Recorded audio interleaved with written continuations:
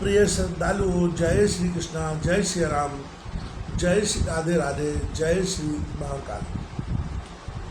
इस प्रवचन में आपको श्रवण कराएंगे रंभ करम्ब की कथा तथा महिषासुर और रक्तबीज की उत्पत्ति, महिषासुर के द्वारा इंद्र के पास दूत भेजा जाना, दूत का लौटना और महिषासुर का देवताओं पर आक्रमण करने के लिए दैत्यों को प्रोत्साहन देना।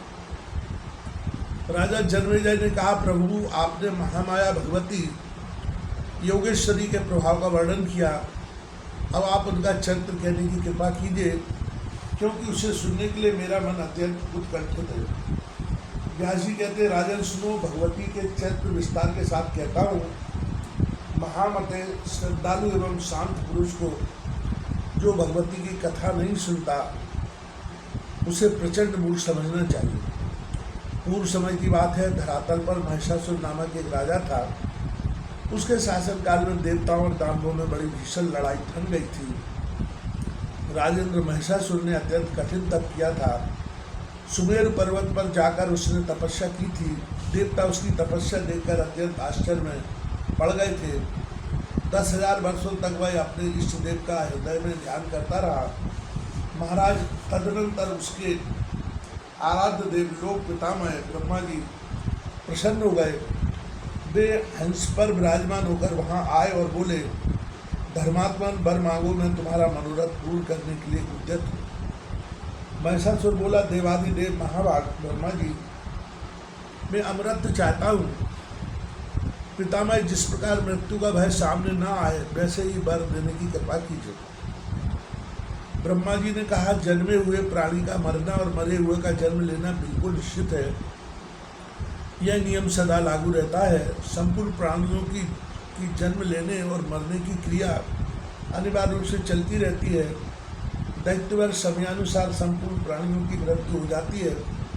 बड़े बड़े पर्वतों और समुद्रों का भी एक दिन अंत हो जाता है। अतएव राजन, एक मृत्यु के विषय को छोड़कर दूसरा जो कुछ भी तुम्हारे मन में जचे वर मांगो। महिषासुर बोला, पितामह, देवता, दैत्य और मानव, इनमें किसी भी पुरुष से मेरी मृत्यु न हो। कोई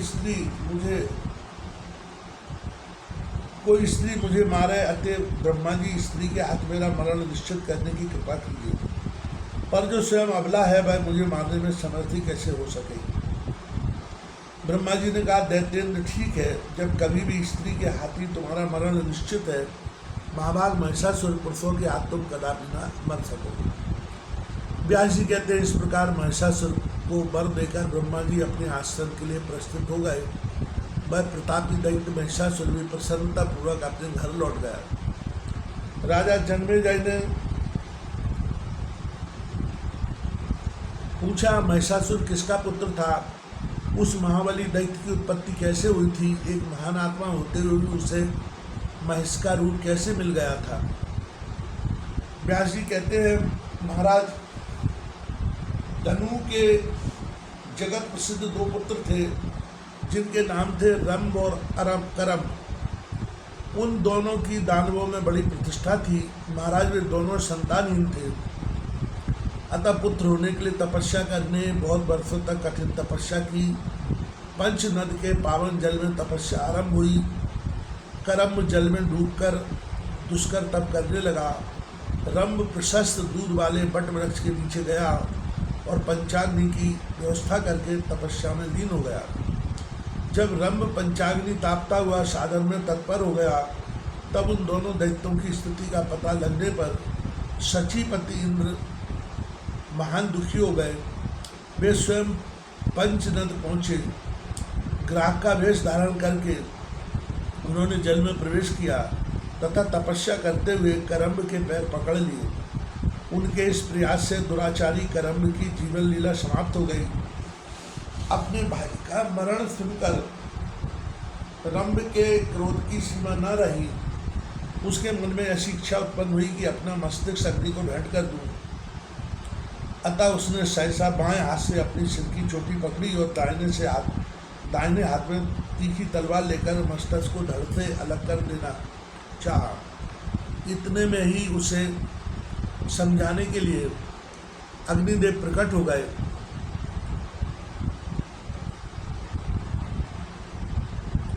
अग्निदेव ने रंभ से कहा, दैत्य तुम में बड़ी मूर्खता भरी हुई है, तभी तो अपना मस्तक काटने को तैयार हो गए हो। भला आत्महत्या जैसे अत्यंत अधम कर्म में तुम्हारी प्रवृत्ति कैसे हो गई?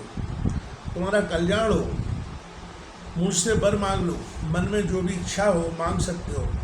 शरीर का त्याग मत करो, मैं प्राण त्याग करने से भी तुम्हारा कौन सा कार्य सिद्ध होगा? व्यास जी कहते हैं, अग्निदेव की वाणी बड़ी सरस थी। उसे सुनकर रंभ ने अपनी चोटी छोड़ दी और कहा, देवेश, यदि आप प्रसन्न हो तो मुझे अभिष्ट वर देने की कृपा कीजिए। मैं त्रिलोकी पर विजय पाने वाला पुत्र चाहता हूँ। मुझे ऐसा पुत्र चाहिए जिसके प्रयास से शत्रु की सेना प्राणों से हाथ धो बैठे। देवता, दानव व मानव कोई भी किसी प्रकार भी उसे पराजित न कर सके। वह अपनी इच्छा के अनुसार रूप धारण कर सके, उसमें असीम शक्ति हो, सब लोग उसके चरणों में मस्तक झुकाएं। तब अग्निदेव ने रंभ से कहा, बहुत ठीक, तुम्हारी अभिलाषा पूर्ण होगी। महाभाग तुम्हें वैसा ही पुत्र होगा। अब आत्महत्या का विचार छोड़ दो। महाभाग रंभ, जिस सुंदरी भार्या पर तुम्हारा मन टिक जाए, उसी के गर्भ से महान पराक्रमी पुत्र तुम्हें प्राप्त होगा। व्यास जी कहते हैं, अग्निदेव का वचन चित्त को आह्लादित कर देने वाला था। उनकी बात सुनकर दैत्यवर रंभ ने चरणों में मस्तक झुका दिया और वह अपने स्थान की ओर चल दिया। रंभ का स्थान संपूर्ण समृद्धियों से संपन्न था। वहाँ अनेकों यक्ष मौजूद थे। पशु भावापन्न राक्षस तो था ही, काम भाव से एक महिषी पर उस दानव राज की दृष्टि पड़ गई। उस समय वह भैंसवी जवानी के मद में चूर थी। रंभ उस पर आसक्त हो गया। होनी बड़ी प्रबल है, उसके वीर से वह महिषी गर्भवती हो गई। एक समय की बात है, कोई एक दूसरा भैंसा उस पर टूट पड़ा। अतएव उस भैंसे को मारने के लिए रंभ स्वयं सामने आ गया और उस पर झपटा। वह बलवान भैंसा भी कामांध था। उसने तुरंत अपने सींगों से रंभ पर चोट पहुंचानी शुरू कर दी। उसके सींग बड़े तीखे थे। उस भैंसे ने उन तीखे सींगों के द्वारा रंभ के हृदय में गहरी चोट पहुंचाई। इससे वह दानव मूर्छित होकर भूमि पर गिर पड़ा और उसके प्राण शरीर से अलग हो गए। अपने स्वामी रंभ के मर जाने पर वह बेचारी महिषी भैंसे अत्यंत घबराकर वहां से भाग चली। वह वेगपूर्वक एक बट वृक्ष के नीचे जाकर यक्षों की शरण में चली गई। उसके पीछे लगा हुआ वह भैंसा भी वहां पहुंच गया। बल के अभिमान में तो वह चूर था ही। यक्षों ने देखा वह महिषी अत्यंत कातर होकर आंखों में आंसू गिरा रही है और भय से उसका कलेजा कांप रहा है। साथ ही पीछे दौड़कर आता हुआ भैंसा उन्हें दिखाई दिया। अतः उस भैंस की रक्षा करने के लिए यक्ष भैंसे का सामना करने के लिए तत्पर हो गए। अब उस भैंसे के साथ उन यक्षों का रोमांचकारी युद्ध छिड़ गया। यक्ष बाण बरसाने लगे। एक ऐसा बाण लगा कि उससे आहत होकर भैंसा तुरंत प्राणहीन होकर पृथ्वी पर पड़ गया। रंभ यक्ष का परम प्रेमी था, अतः उन्होंने उसकी लाश लेकर दाह संस्कार करने के लिए चिता पर रख दी। पति के मृत शरीर को चिता पर देखकर उस महिषी के मन में भी निश्चित विचार हो गया कि मैं भी पति के साथ सती हो जाऊं। यक्षों के रोकने पर भी उसके विचार में परिवर्तन नहीं हुआ। वह जलती हुई चिता में बैठ गई। उसने अपने प्रेमी पति को हृदय से चिपका लिया। उसी समय चिता के मध्य भाग से महाबली महिषासुर निकल आया। पुत्रपार कृपा करने वाला स्वयं रंभ भी एक दूसरा शरीर धारण करके रक्तबीज के रूप में चिता से निकला। यूँ महिषासुर और रक्तबीज इन दोनों की उत्पत्ति महाबली रंभ से ही हुई। तदनंतर मुख्य दानव एकत्रित हुए और उन्होंने महिषासुर को वहाँ की राजगद्दी पर अभिषिक्त कर दिया। राजन महिषासुर देवताओं, दानवों और मानवों सबसे अभद्र था। महाराज महान आत्मा महिषासुर ने के जन्म का तथा उसके वरदान का यही प्रसंग है। व्यास जी कहते हैं, इस प्रकार महिषासुर नाम से प्रसिद्ध वह दानव संपूर्ण जगत पर शासन करने लगा। वर पा जाने के कारण उसे पराक्रमी दैत्य को अत्यंत अभिमान हो गया। समस्त प्राणी उसके अधीन रहते थे। उसने समुद्र पर्यंत सारी पृथ्वी को अपने बाहुबल से जीतकर स्वयं उसकी रक्षा का भार संभाल लिया था। उसका एक छत्र राज्य हो गया। उस समय उसका कोई भी शत्रु न रहा। उसके सेनाध्यक्ष का नाम चिक्षुर था, जो महान प्रतापी एवं मद से सदा चूर रहता था। ताम्र नाम से विख्यात राक्षस उसके कोषाध्यक्ष का काम करता था। उसके पास 10,000 सैनिक थे। अशिलोमा, उदर्क, बिडाल, बाष्कल, त्रिनेत्र और कालबंधक नाम से प्रसिद्ध संपत्तिशाली अन्य बहुत से नरेश थे। उसके पास प्रचुर सेना थी। समुद्र पर्यंत पृथ्वी पर प्राचीन काल से ही उनका राज्य था। उन सब ने महिषासुर को कर देना स्वीकार कर लिया। जो बलाभिमानी नरेश कर देने के पक्ष में नहीं थे, वे वीर धर्म के अनुसार युद्ध में काम आ गए। महाराज, ब्राह्मणों ने भी महिषासुर की अधीनता स्वीकार कर दी। यज्ञ में वे उस दानव को भी भाग देने लगे। अखिल भूमंडल में महिषासुर एक छत्र राज्य का उपभोग करने लगा। बलदान के अभिमान में चूर होकर उसने स्वर्ग पर विजय पाने का निश्चय किया। फिर तो उस दानव राज ने एक दूत को इंद्र के पास जाने की आज्ञा दे दी। उसने शीघ्र संदेशवाहक दूत को पहले अपने पास बुलाया और उससे कहा, वीर, तुम्हारा व्यवहार बहुत शुद्ध है। महाभाव, आज तुम्हें यह दूत का काम करना होगा। तुम निर्भीक होकर स्वर्ग में इंद्र के पास जाओ और उससे मेरा यह संदेश कह दो। कहना, देवराज इंद्र, स्वर्ग छोड़कर जहाँ भी जी चाहे अभी चले जाओ, अथवा यदि रहना हो तो महामना महिषासुर के सेवक बनकर रह सकते हो। सच्ची पते, यदि तुम महाराज महिषासुर के शरणागत हो गए तो वे अवश्य तुम्हारी रक्षा करेंगे। इसलिए अच्छा है कि तुम उनकी शरण में चले जाओ। तुम्हें यदि यह बात अस्वीकार हो तो शीघ्र व्रत युद्ध करने के लिए हाथ में वज्र उठा लो।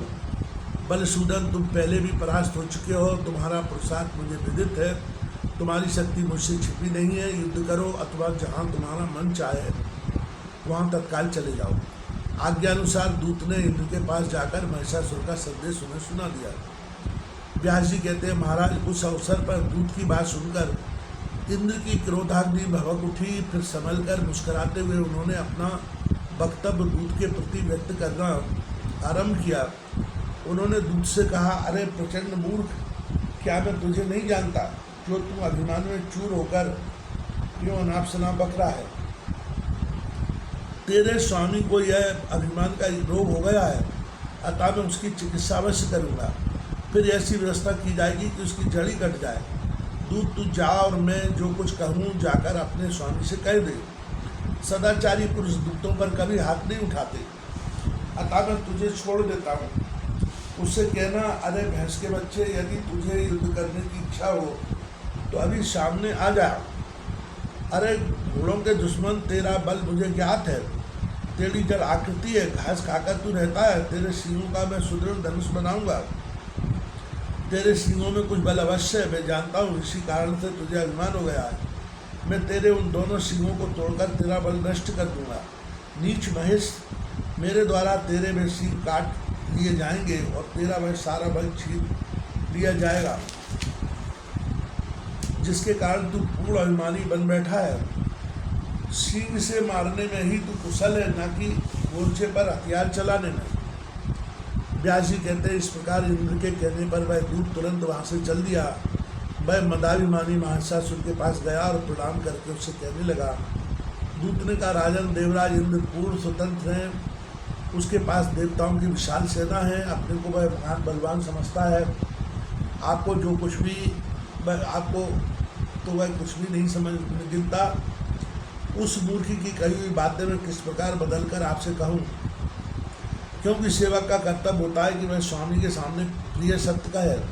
महाराज, कल्याणकामी दूत को चाहिए कि स्वामी के मुख पर सत्य और प्रिय बोले, परंतु मैं यदि केवल प्रिय ही बोलता हूँ तो वह असत्य होने से आपका कार्य सिद्ध होने में बाधा पड़ेगी। और कल्याणकामी दूत को कभी कठोर वचन नहीं कहना चाहिए, अतः मैं वैसी बात कह नहीं सकता।